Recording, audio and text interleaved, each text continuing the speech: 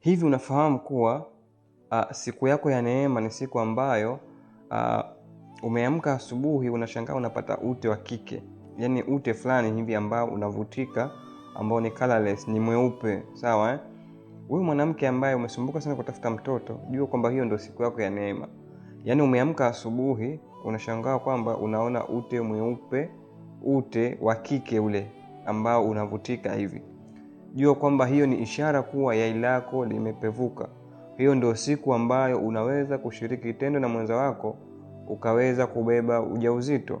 Hiyo ndio siku ambayo ya hatari. Hiyo ndio siku ambayo unaweza kushiriki tendo la ndoa na ukaweza kubeba ujauzito.